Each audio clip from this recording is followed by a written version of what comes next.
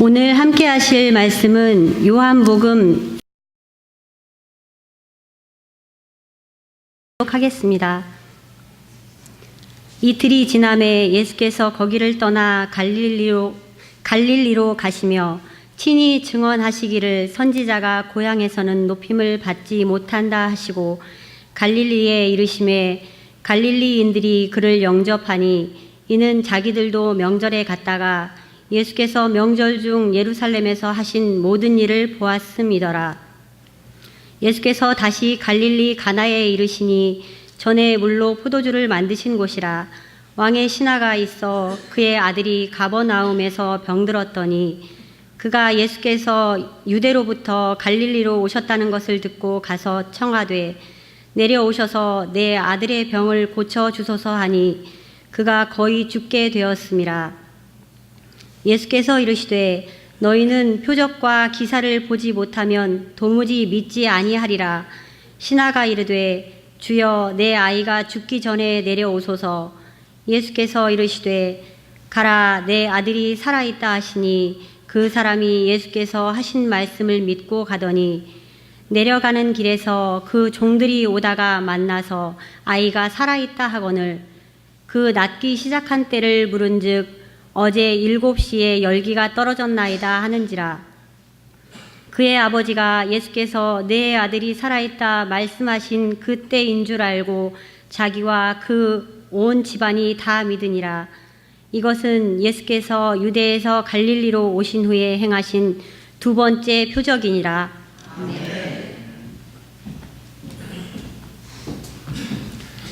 다음 주일 6월 9일입니다. 6월이 되면 이 들판에는 쑥이 아주 향기를 진하게 품고 있습니다. 그래서 6월에 먹는 쑥떡이 참 좋은 떡입니다. 다음 주일에 제가 쑥떡을 한 말 하겠습니다. 이렇게 말을 하면 이렇게 말을 하면 그 말을 믿는 사람이 있어요. 그래서 다음 주일은 쑥떡을 먹을 것이다 라는 기대를 가지고 사는 분이 있어요. 그러나 또 어떤 분은 목사님의 말은 콩으로 매주를 쓴다고 해도 안 믿는다 이런 사람이 있어요. 이런 사람이 없겠죠? 근데 이런 사람은 다음 주일에 쑥떡을 먹을 기대를 전혀 하지 않습니다. 쑥떡 좋아하는 사람은 제 말을 이제 믿는 사람, 쑥떡 좋아하는 사람은 이제 자다가도 쑥 냄새가 날지도 모릅니다. 근데 제 말을 믿는다 이 말은 뭐냐면 쑥떡을 먹게 된다 이 말보다도 저를 신뢰해 주는 거예요. 목사님을 신뢰한다. 목사님은 그런 말을 하면 반드시 지킨다. 이것을 신뢰하기 때문에 기다리는 거예요. 근데 같은 말을 들었는데 신뢰를 저를 안 하는 사람은 그 말에 대한 설렘과 기대감이 없어요. 그래서 뭐 이루어지지 않을 수도 있다 이런 생각을 가지고 그냥 사는 거예요. 그러니까 그 대상을 믿느냐, 말하는 사람을 믿느냐, 믿지 않느냐, 이 말은 그 말을 믿느냐, 믿지 않느냐하고 같은 거예요. 말을 믿는다는 것은 그 사람의 인격을 믿는다는 거예요. 말이 그렇게 중요해요. 제가 지지난주에 재순자 권사님 댁을 신방한다고 그랬어요. 4시에 가겠습니다. 그렇게 말씀을 드렸어요. 그분이 이제 왼쪽 팔목이 부러지셔서 아직 교회를 나오지 못하고 있습니다. 근데 4시에 간다고 했는데 3시 55분에 아파트에 도착을 했어요. 근데 그때까지 저한테 전화가 3번 왔어요. 왜 안 오느냐? 왜 안 오느냐? 근데 며느님이 3번이나 전화했는데 전화할 때마다 미안했어요. 며느님이. 왜냐하면 어떻게 전화를 또 해요? 분명히 올 건데. 그런데 옆에서 권사님이 전화해봐라. 2시부터 그냥 전화를 해봐라. 이런 이야기를 했어요. 자, 그러면 권사님이 제가 올 수도 있고 안 올 수도 있다라는 믿음이 없어서 그랬을까요? 아니에요. 그분은 제가 반드시 온다는 것을 믿는 거예요. 믿음을 가지고 있어요. 그 말은 목사님을 신뢰한다는 말이에요. 목사님의 말을 믿는다는 것은 목사님을 신뢰한다는 말이에요. 그 믿음이 있으니까 반드시 온다. 그 믿음이 있고 보고 싶으니까 기다림이 절박하고 설레이고 간절한 거예요. 그래서 그렇게 표현했다고 저는 믿어요. 기다림이라는 것은 믿음을 가지고 있는 사람에게는 사랑의 반응이에요. 내가 누군가를 믿고 있다. 그러면 그분을 기다린다는 것은 사랑이고 설렘이에요. 그러나 그분을 믿지 않으면 그 기다림은 지루함이고 신경질 나는 거예요. 올지도 안 올지도 모르는데 내가 시간 낭비하는 게 아닌가 이런 생각을 하는 거예요. 자, 그러면 오늘 사람에 대한 믿음을 제가 좀 이야기했는데 예수님에 대한 믿음을 한번 오늘 생각하는 그런 시간을 가졌으면 좋겠어요. 믿음은 여러 종류예요. 크게 나누면 두 종류예요. 하나는 오늘 제가 쑥떡을 하겠습니다라고 했잖아요. 그러면 쑥떡할 것을 믿는 사람이 있고 어떤 사람은 다 일주일 지나서 쑥떡을 보고 딱 인증샷을 찍어서 그걸 봐야 믿는 사람이 있어요. 그러니까 눈으로 보고 믿어주는 거예요. 말은 안 믿어주는 거예요. 그러니까 저를 신뢰를 못하는 사람일수록 눈으로 봐야 믿는 거예요. 근데 저를 신뢰하는 사람은 이미 믿어요. 아, 다음 주일은 우리 쑥떡 먹자. 이렇게 믿는 거예요. 예수님에 대한 믿음도 마찬가지예요. 예수님께서 말씀하시면 그 말씀 자체를 믿는 사람이 있어요. 왜냐하면 예수님은 말씀이니까. 말씀이니까 그분이 말씀하시면 그분을 신뢰하기 때문에 그 말을 믿어요. 그러나 어떤 사람은 말씀을 안 믿어요. 그리고 그분이 어떤 행동을 했을 때 그것을 눈으로 확인하고 그때야 그 확인한 사실만 믿는 거예요. 그게 표적이라는 거예요. 오늘 이런 두 가지 사건을 보면서 무엇이 진짜 믿음일까? 이 말씀 속에서 한번 찾아보겠습니다. 44절 읽어보세요. 44절 시작.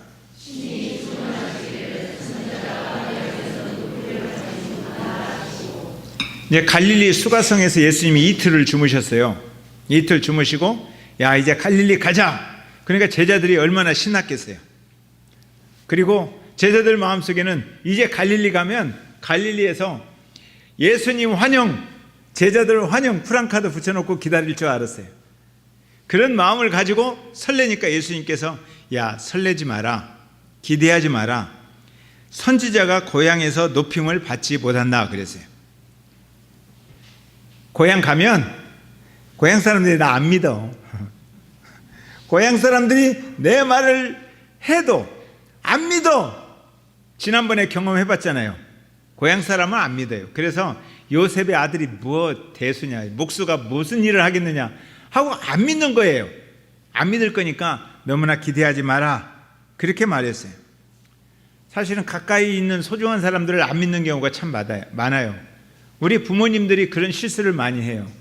우리 자녀들이 굉장히 탁월하고 다른 곳에서 신뢰할 만하고 자기 인생을 풀어나갈 만한데 부모님들은 안 믿고 항상 어리다고 애기다고 이렇게 생각할 때가 참 많아요.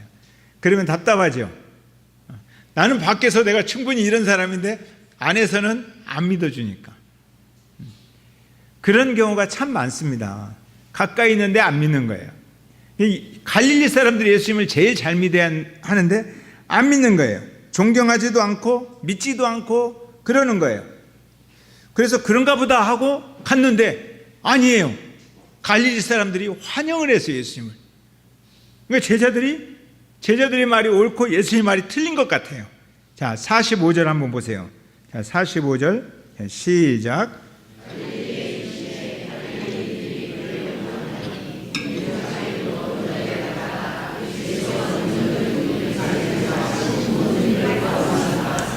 갈릴리 사람들이 예수님을 영접한 거예요. 예수님은 뭐라고 그랬어요? 저들이 나 안 믿는다. 근데 제자들은 기대하고 있잖아요. 기대하고 있는데 가보니까 정말 영접하는 거예요. 근데 왜 영접하는가? 이는 그랬잖아요.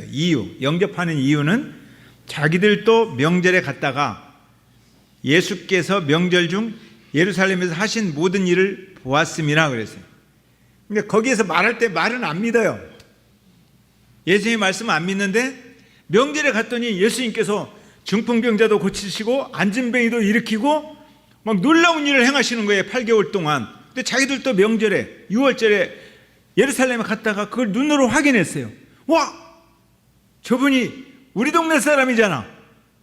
우리 동네에서 계속 저렇게 이야기했는데 우리들이 안 믿었는데 눈으로 보니까 괜찮은 사람이네 라고 믿었다는 거예요. 그래서 환영했어요.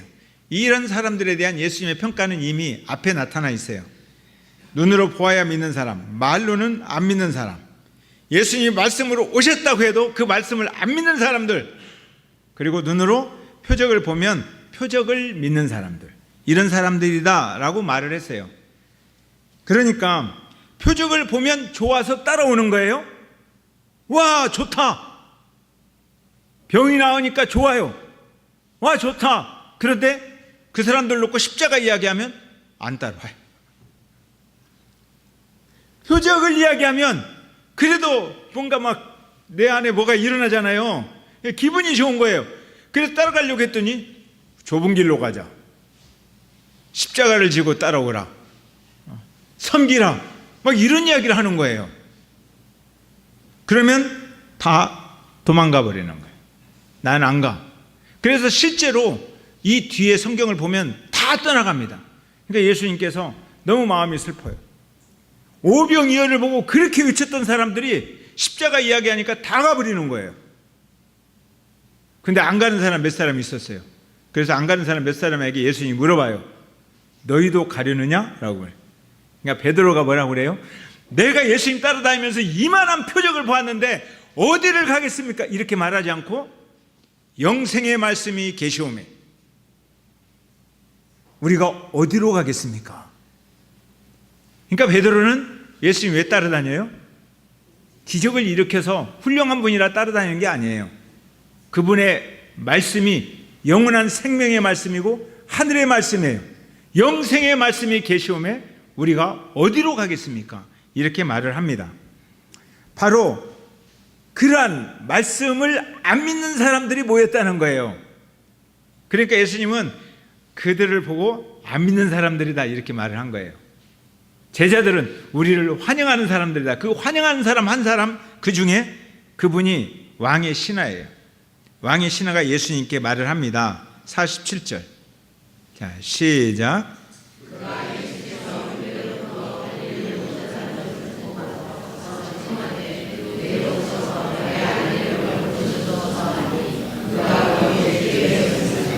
아들이 거의 죽게 되었어요.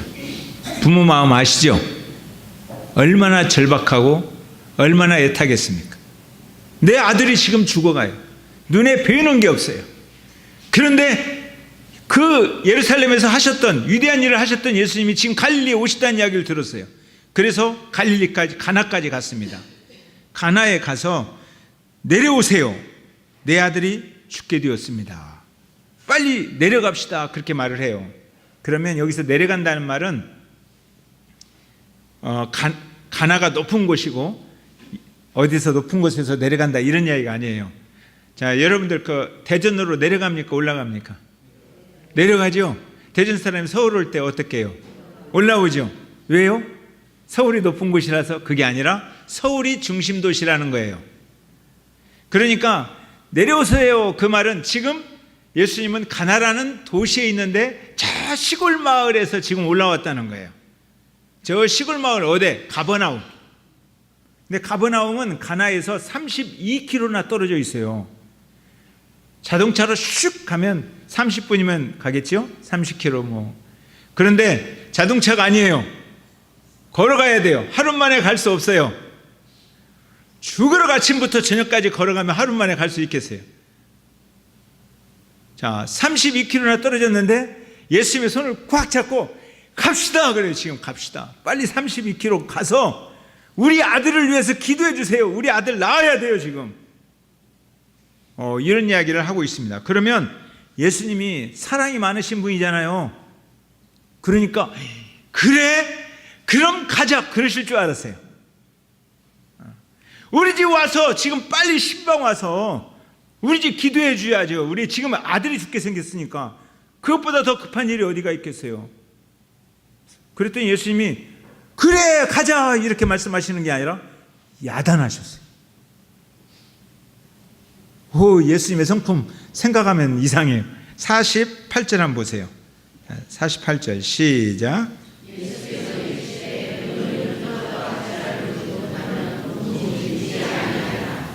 야단은 너희가 표적과 기사를 보지 못하면, 다시 말하면 표적과 기사를 뭘로 보는 거예요? 눈으로 보는 거예요. 눈으로 보아야만 믿는 사람들. 도무지 믿지 아니한다. 뭘 안 믿는 거예요? 내 말을 안 믿고 나를 안 믿는 사람들. 나를 안 믿고 뭘 믿어요? 눈으로 보면 병이 나았다 이건 믿어요. 그런데 예수님을 안 믿는 거예요. 이럴 수 있어요. 이런 신앙을 기복신앙이다. 오늘날로 말하면 그렇게 말하는 거예요. 복이 이루어지는 것은 믿어요. 그러나 예수님이 하시고자 하는 예수님 자체, 그분을 안 믿는 거예요. 예수님은 그걸 파악하고 있어요. 48절 도무지 너희들이 나를 믿지 않는구나. 자, 그러면 이틀 전에 수가성에서 지금 오셨잖아요. 예수님이 수가성 여인 만났어요. 수가성 여인을 만났는데 물을 길러 왔잖아요. 얼마나 물 길는 게 힘들어요. 근데 예수님이 거기에서 너 힘들구나. 내가 너 인생을 도와줄게. 물아 솟아라 하고 물이 쭈르륵 솟아가 이렇게 받았나요? 아니면 그 힘들게 기르는 물을 좀 달라고 했나요? 힘들게 기는 물을 좀 달라고 했잖아요. 예수님은 거기에서 아무런 표적도 일으킨 적이 없어요. 그냥 말씀만 했어요. 무슨 이야기예요? 하나님 나라 이야기, 예배 이야기, 아버지와 자녀들이 만나는 이야기, 그리고 그리스도 이야기를 했어요. 그랬는데 그 여인이 변화가 된 거예요. 여인이 변화가 되었어요. 그리고 나서 그 여인이 변화되었을 때 동네가 변화되었어요. 동네 사람들한테 내가 가서 기적을 보았다, 기적을 보러 가자, 이렇게 해서 기적 보러, 표적 보러 온 게 아니에요. 그분들은 누구 만나러 왔어요? 그리스도를 만나러 왔어요. 하나님 나라 이야기를 들으러 왔어요. 하나님 나라에 대해서 그들이 하나님 나라를 이야기를 들었을 때에 그 동네 사람들의 인생 가운데 지진이 일어났어요. 많은 사람들이 내가 그리스도를 만났다, 변화가 일어났어요. 쉽게 말하면 그들은 내가 죄인인 것을 알았어요. 그리고 내가 부서지고 깨지기 위해서 나왔어요. 내가 변화되기 위해서 왔어요. 그러나 표적을 보러 오는 사람은 내가 변화되기 위해서 오는 게 아니에요. 내가 복을 받기 위해서 오는 거예요. 그런데 예수님께서 말하는 거예요. 복을 받기 위해서 오는 것, 그것도 중요하죠. 주님은 복을 주시는 분이니까. 근데 목적이 복을 받기 위해서 오는 것, 진짜 믿음 아니다 라고 말하는 거예요. 이렇게 말하면 오늘 기독교가 흔들릴 거예요. 왜냐하면 많은 분들이 복을 받기 위해서 기독교 예배 드리러 오잖아요. 예수 믿잖아요. 그런데 너가 복을 받기 위해서 오는 게 아니라 네 인생이 잘못되었으니까, 네 인생이 죄인이니까 너는 무너져야 되고 너의 가치관이 깨져야 되고 너가 바르게 살아야 되고 그래서 오라고 말하면 올 사람이 줄어드는 거예요. 그러다 보니까 교회는 부흥해야겠고 그 말하면 올 사람이 줄어드니까 그 말 쉽게 못하죠. 왜 예수님을 믿고 그 바른 믿음이 어떤 믿음인가를 오늘 우리가 깨달아야 돼요. 믿음은 두 종류예요. 내가 잘 되기 위해서 믿는 믿음이 하나 있고 그분이 하나님이시기 때문에 믿는 믿음이 있어요. 그분은 그냥 하나님이세요. 그리스도세요. 그래서 그 앞에 굴복하는 거예요. 오 주님 앞에 엎드리는 거예요. 자, 주님이 그 말씀하셨어요. 도무지 너희들이 나를 안 믿는다. 그랬더니 이 신하가 49절에 그런 이야기를 해요. 자, 49절 시작.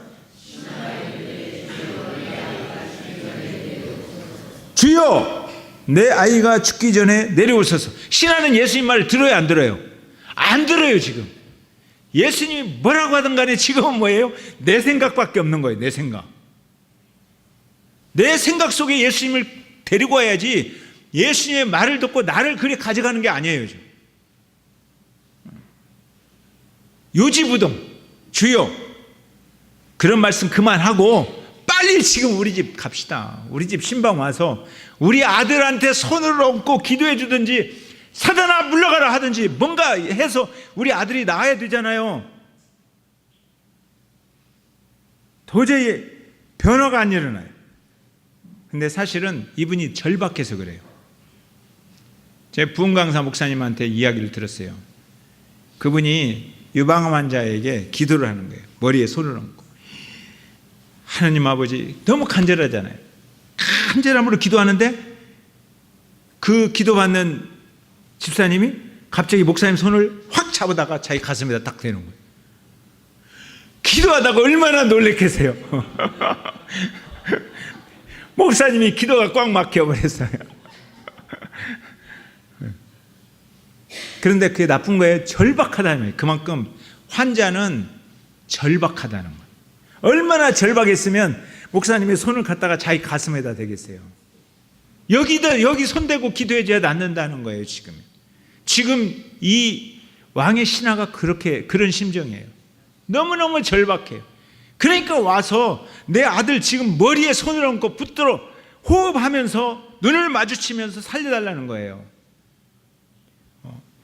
그러면 잘 보세요. 정말 절박한 것 같아요. 정말 애타게 기다려요. 정말 믿음이 있는 것 같아요. 근데 예수님 뭐라고 했어요? 거절했다는 거예요. 이 말은 진짜 믿음은 그런 게 아니다는 거예요. 진짜 믿음. 그럼 뭐가 진짜 믿음이에요? 50절 보세요. 자, 시작.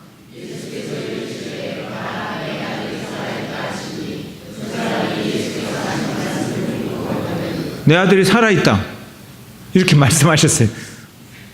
그걸 믿는 게 진짜 믿음이에요. 그분의 말씀을 믿는다는 말은 그분을 믿는다는 거예요. 예수님을 믿는다. 그리고 안 가시는 거예요. 네 아들 살아있어. 그냥 가라. 그런데 뒤에 그 사람이 예수께서 하신 말씀을 믿고 가더니 이 믿고는 약간 의심스러운 믿음이에요. 왜냐하면 뒤에서 믿음에 대해서 다시 이야기하기 때문에. 그러니까 가면서 100% 믿고 갔는지 아니면 불만을 품고 갔는지 몰라요. 약간 불만을 품었을 거예요. 내려와서 눈으로 보고 손 얹어주고 그렇게 내 앞에서 병을 낫게 해줘야지. 그래야 내 아들이 살아났다. 이걸 내가 믿지. 그러니까 그걸 믿고 싶은 거예요. 지금 뭘 믿고 싶은 거? 예수님 뭘 믿으라는 거예요? 예수님이 하나님의 아들이라는 걸 믿으라는 거예요. 예수님이 하나님이다. 하나님을 믿으라고 하는데 지금 아들이 병에서 살아나는 것만 믿고 싶은 거예요. 그런데 예수님이 안 가시는 거예요. 그리고 말씀만 하시는 거예요. 어쨌든 이분의 심정을 잘 모르겠어요. 그래서 내려가고 있었어요. 32km 길이에요. 가고 있는데 그 집에서 종이 올라오는 거예요. 종이 올라오니까 얼마나 궁금해요. 아니 믿음이 확실히 있었다면 야 아들 살았지? 어제 예수님께서 말씀하셨어? 아멘! 이래야 되는데 전혀 그러지 않아요. 어떻게 되느냐 지금? 죽었냐 살았냐? 그랬더니 종이 이야기합니다. 52절 나왔습니다. 52절 시작.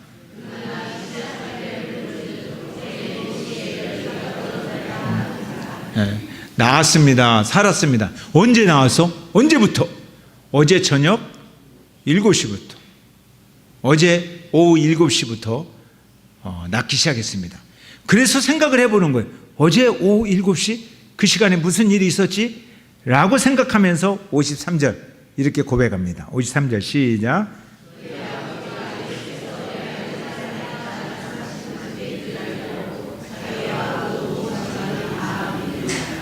어제 그 시간에 저분이 말씀하셨구나. 내 아들이 살았다.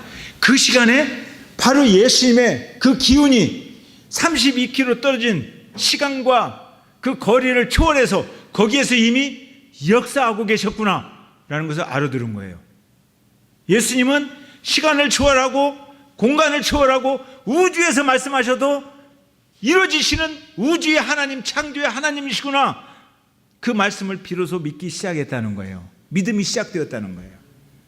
오늘 그 청소년들하고 예배드리면서 그랬어요. 너희들이 지구에서 사는 사람들이 아니다. 외계인이다. 외계인. 그래서 나는 이해할 수가 없다. 중학생들은 특별히 이해하기가 힘들어요. 다 외계인이에요. 지구인의 사고로는 이해할 수가 없어요. 그럼에도 불구하고 예수님이 너희들의 행동 양식을 깨트렸으면 좋겠다. 예수님은 우주를 초월해서 너네들의 인생 속으로 들어오시는 분이다. 이런 이야기를 나눴어요. 우리 주님, 이제 제대로 알게 되는 거예요. 예수님은 어떤 분인가? 예수님은 말씀으로 세상을 움직이는 분이구나. 그분이 와서 손으로 얹고 일어나야 돼! 이렇게 하시는 분이 아니라 그분은 그냥 말씀하면 세상이 움직여지는 분이구나. 하나님이시구나. 그분을 믿는 거예요. 예수님을. 아멘. 그분이 예수님. 이게 진짜 믿음이라는 거예요. 왜냐하면 그분이 말씀이잖아요. 우리들이 영접할 때 말씀이 오셨어요. 그러니까 그분이 말씀하시면 세계는 움직여지는 거예요. 아멘. 그런 믿음이 우리한테 있어야 그게 진짜 믿음이라는 거예요. 예수님께서 이렇게 말씀하셨어요. 내가 너희를 사랑한다. 진심으로. 얼마만큼? 십자가만큼. 이 이야기를 들었어요. 그러면 어떤 사람은 눈으로 보아야 믿지. 그런 사람이 있어요. 어떤 사람은 그 이야기 듣고 가슴이 뭉클해서 무릎 꿇고 울어요. 주님 감사합니다. 이게 진짜 믿음이라는 거예요. 우리 주님이 말씀하셨어요. 내가 세상 끝날까지 너희와 항상 함께 있으리라. 이 말을 믿는 사람은 세상이 두렵지 않아요. 주님이 함께 계시잖아요. 어떠한 일이 있어도 두렵지 않아요. 내가 심지어 지금 병으로 죽어가면서도 주님이 거기 함께 있어요. 그러니까 주님 안에서 자유로워요. 그러나 주님과 함께 있다는 말을 믿지 못하면 감기 걸려도 주님이 와서 이 감기를 쫓아내야 마음이 편안해요. 그때까지는 마음에 자유가 없어요. 말씀은 살아있고 운동력이 있는 그런 하나님의 그냥 하나님 그 자체입니다. 그래서 바울이 그렇게 말하잖아요. 말씀은 살았고 운동력이 있어 저의 날에선 어떤 검보다도 예리하여 우리의 영과 혼과 및 관절과 골수를 찔러 쪼개기까지 하며 그 마음과 생각을 감찰하시느니라 라고 말했어요. 그러니까 하나님의 말씀이 살았어요. 그래서 그분이 우리를 쪼개는 거예요. 목사가 말씀을 쪼개면 안 됩니다. 어떤 분들은 우리 목사님은 말씀을 너무너무 잘 쪼갠다고 그래요. 목사가 말씀을 쪼개면 큰일 납니다. 말씀이 목사를 쪼개야 되고 말씀이 우리를 쪼개야 돼요. 말씀이 우리를 찔러 쪼개며 우리의 잘못된 가치관과 행동 양식을 부숴내며 말씀이 우리의 욕심을 우리의 죄를 십자가에 못 박으며 말씀이 우리를 무너뜨려야 돼요. 이게 믿음이라는 거예요. 우리는 왜 예수님을 믿느냐? 무너지기 위해서 믿어야 된다는 거예요. 깨지기 위해서. 이 세상의 모든 잘못된 생각들이 와르르 무너지기 위해서. 그리고 하나님 나라의 가치관으로 새롭게 세워지기 위해서. 하나님 나라의 시민권자로 하나님의 자녀로 세워지기 위해서. 그것이 믿음이에요. 아멘? 이런 믿음을 가지라고 오늘 주님이 말씀하셔요. 이런 믿음을 가져야 내가 그리스도를 만났다 이렇게 말해요. 이 믿음이 아니면 내가 암이 나았다 이렇게 간증을 해요. 그죠? 그러면 암 환자들이 제 이야기를 들어요. 근데 저는 내가 암에서 나았다 이 정도 갖고 내가 주님을 믿는 믿음 아니에요. 그러면요, 내가 그리스도를 만났다 이게 진짜 믿음이에요. 이 믿음. 이분은 말씀으로 내 인생 전체를 흐트러 놓고 지진을 일으킬 수 있는 분이에요. 암 같은 것은 이분한테는 아무것도 아니에요. 죄인을 살려내시는 분인데요. 세상을 만드시는 분인데요. 그분은 어떻게 요 암에서 나왔다 이렇게 가둬놓겠어요. 아멘? 우리 주님은 아버지십니다. 적어도 우리 주님은 우리 인생을 새롭게 바꿔놓는 분이에요. 그래서 우리가 예수님을 만났다, 내가 그리스도를 만났다, 그래야 세상이 변화되는 겁니다. 그래야 세상이 흔들리는 거예요. 내가 예수님을 만났더니 내 삶에, 나의 가치관에, 나의 행동 양식에 지진이 일어나서 다 무너졌다요. 그리고 하나님 말씀으로 새롭게 내 인생이 눈을 뜨고 내 인생이 새롭게 다듬어지기 시작했다. 이래야 세상이 바꿔지는 거예요. 아멘? 그러면 이제 여러분의 말씀, 여러분의 믿음을 한번 진단해 보세요. 나는 어떤 믿음의 수준에 머물러 있는가? 여러분들의 믿음 적어도 어떤 믿음이에요? 바람이 불고 태풍이 불어도 흔들림이 없는 믿음은 말씀 위에 세워진 믿음이에요. 예수 그리스도의 위에 세워진, 그래서 예수님을 반석이라고 말하는 거예요. 반석. 반석 위에 딱 세워져 있어야 태풍이 부는 거예요. 우리 살다 보면.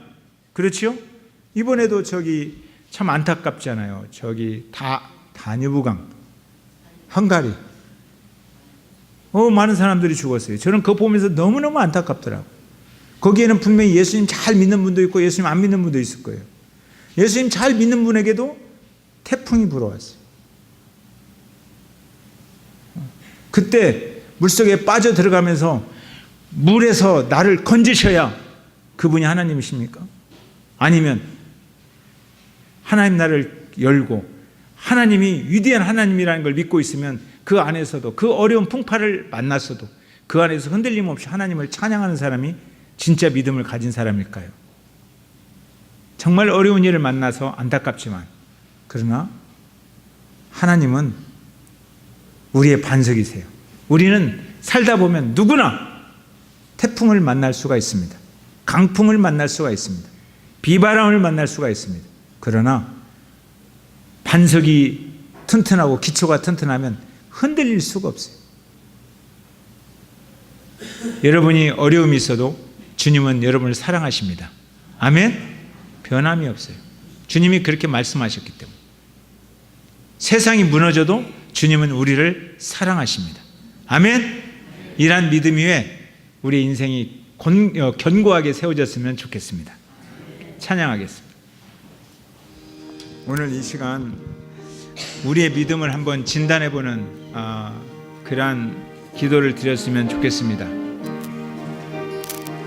비바람이 불어도 흔들릴 수 없는 그런 믿음으로 살고 있는가? 아니면 뭐 하나 이루어지면 믿음이 올라갔다가 그거 하나 없어지면 다시 믿음이 없어지고, 그래서 또 주님께 표적을 보여달라고 해서 표적 하나 보면 또 믿음이 올라갔다가 또 다른 어려움이 오면 믿음이 사라지고, 이렇게 왔다 갔다 하는 그런 믿음인지, 아니면 말씀 위에 견고하게 서 있는, 영원한 생명에 견고하게 서 있는 그런 믿음인지, 이런 믿음을 한번 진단해 봤으면 좋겠습니다. 그리고 주님 앞에 기도하십시오. 하나님의 말씀이 살아 있습니다. 하나님의 말씀이 힘이 있습니다.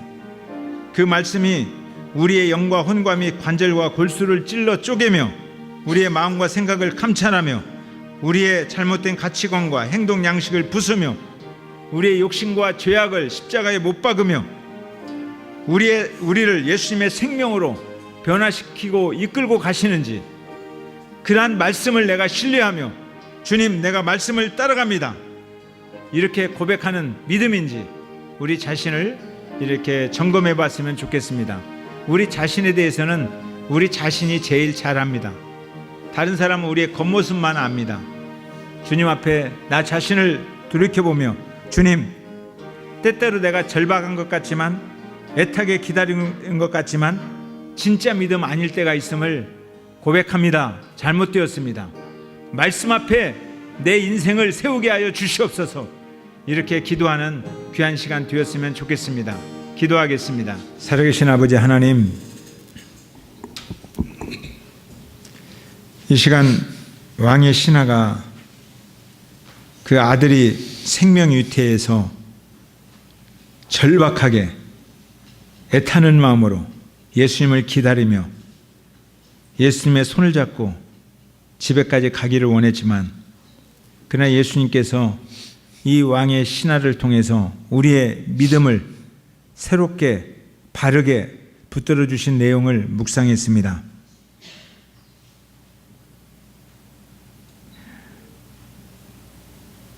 왕의 신하가 예수님이 오셔서 손을 대서 기도하면 아들이 일어날 것으로 믿는 믿음은 있었지만, 그러나 말씀하시면 그 말씀으로 세상을 움직이고 시간과 공간을 초월하고 무엇이든지 하실 수 있는 하나님의 아들 그리스도 메시아로 믿는 믿음이 부족했음을 우리가 봅니다. 주님은 이 사실을 가르쳐 주기 위해서 이 왕의 신하를 책망했고, 그리고 내려가지 않았고, 때때로 우리가 바라볼 때에 너무 하시는 게 아닌가라는 생각이 들기도 하지만, 그러나 예수님은 말씀으로 세상을 움직이는 것을 우리들에게 보여주며 그러한 믿음을 가지라고 우리들에게 말씀해 주고 계십니다. 하나님 아버지, 그렇습니다. 하나님의 말씀은 살았고 운동력이 있습니다. 하나님의 말씀은 우리의 영과 혼과 및 관절과 골수를 찔러 쪼갭니다. 하나님, 우리가 말씀 앞에 엎드려서 우리의 잘못된 가치관과 행동 양식이 무너지고 부서지고 깨지고 우리의 욕심과 죄악이 십자가에서 죽임을 당하고, 그리고 예수님의 생명으로 우리가 새로 살아나는 이러한 믿음을 가지고 살게 하여 주옵소서. 주님이 우리를 사랑하신다는 그 사랑의 말씀 한마디에 십자가 앞에 무릎을 꿇고 주님 앞에 사랑을 고백하는 그러한 신앙을 갖게 하여 주옵소서. 세상 끝날까지 함께 하신다는 그 말씀 한마디에 우리가 세상을 두려워하지 않고 담대히 앞으로 나아가는 그러한 믿음을 가지고 살아가는 저희들 되게 하여 주옵소서. 주님의 말씀이 우리 신앙의 기초가 되기를 원합니다. 말씀을 듣고 신뢰하는 믿음을 갖게 하여 주옵소서. 바른 믿음 위에 우리 인생의 기초를 세우게 하여 주시옵소서. 지금은 교회 머리가 되신 예수 그리스도의 은혜와 하나님 아버지의 사랑과 성령의 감동하심이 오늘 말씀 위에 우리의 인생을 세우기를 원하는, 바른 믿음으로 우리의 인생을 새롭게 다듬기를 원하는, 주님과 함께 한다는 그 말씀 한마디에 우리 인생이 굴복되어지는 그러한 믿음을 갖기를 원하는 우리 지체들의 인생 위에 영원토록 함께 하시기를 간절히 축원하옵나이다. 아멘.